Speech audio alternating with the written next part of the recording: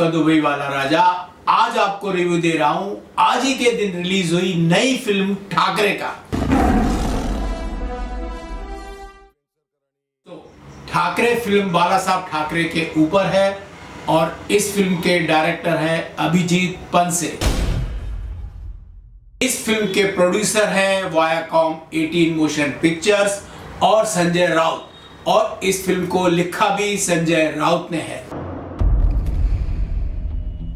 Thackeray film के मुख्य कलाकार हैं नवाजुद्दीन सिद्दीकी और उसमें उन्होंने बाला साहब ठाकरे का रोल अदा किया है।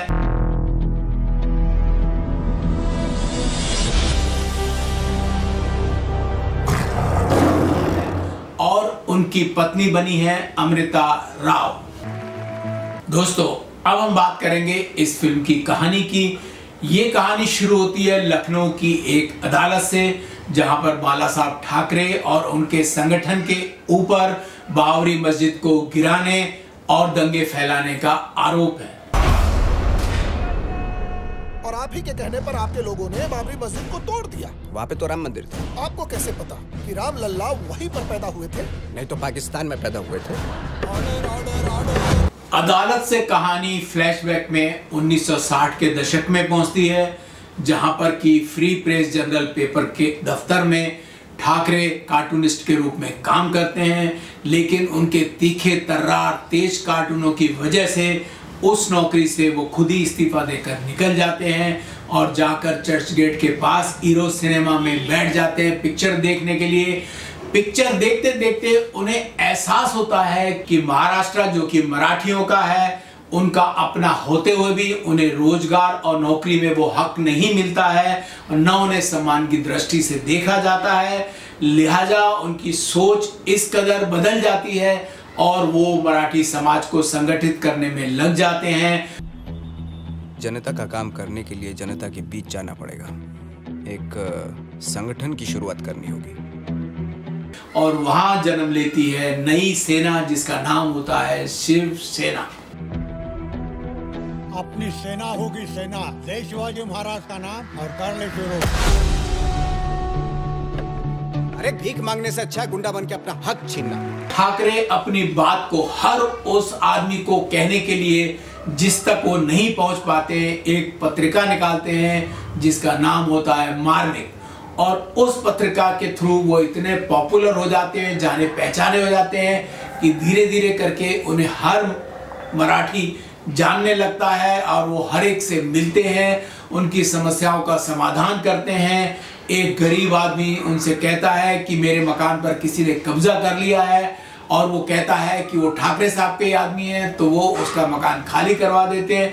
वो कहते हैं, उनका कहना है कि हमारा कोई भी गरीब आदमी दुखी नहीं होना चाहिए, हम सिर्फ काम करने के लिए हैं, हम सबको सुख देने के लिए हैं, हम सबको फायदा पहुंचाने के लिए हैं, अपना फायदा करने के लिए नहीं।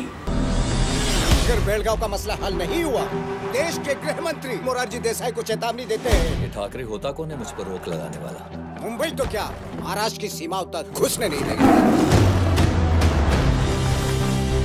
अदालत में चल रहे मुकदमे और अतीत की घटनाओं के साथ बाला साहब ठाकरे के कदावर और पावरफुल नेता बनने की दास्तान बयान की गई है। अभी ये सब यहाँ नहीं चलेगा। पहला हक क्या के मराठी लोगों का है। आप कहते हो कि महाराष्ट्र सिर्फ मराठी लोगों के लिए है। मैं जब भी कहता हूँ कि जय हिंद जय महाराष्ट्र, तो जय हिंद पहले कहता हूँ, जय महाराष्ट्र बाद में, क्योंकि मेरे लिए मेरा देश पहले है, राज्य बाद में। बाला साहब ठाकरे की ये हकीकत भरी कहानी की फिल्म है। इसके अंदर वो सब दिखाया गया है जो उनकी जिंदगी में गुजरा है और बहुत खूबसूरत तरीके से इस फिल्म को फिल्माया गया है। दोस्तों, फिल्म काफ़ी अच्छी है, काफ़ी कुछ सीखने को मिलता है।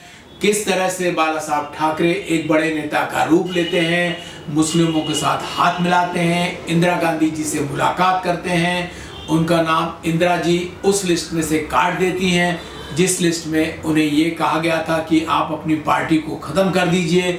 वो उनके ऊपर भरोसा करती हैं और ऐसी कई घटनाएं, कई बातें होती हैं जो कि आपको अच्छी लगेंगी, पसंद आएंगी।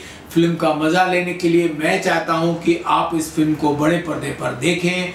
और अब बात करेंगे इस फिल्म के कलाकारों के अभिनय की।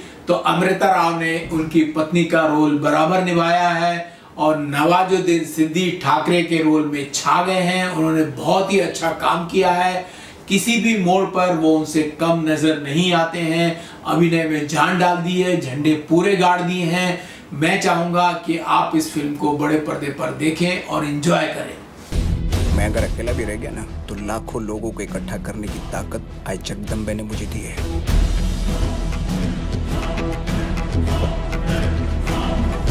अभिजीत पानसे ने इस फिल्म को डायरेक्ट किया है और 1960 से लेकर 1993 तक जब हमारे भारत में दंगे होते हैं, उस दंगों के वक्त तक बाला साहब ठाकरे के जीवन के हर रंग को बेहतरीन तरीके से दिखाया है और बहुत ही अच्छा डायरेक्शन किया है।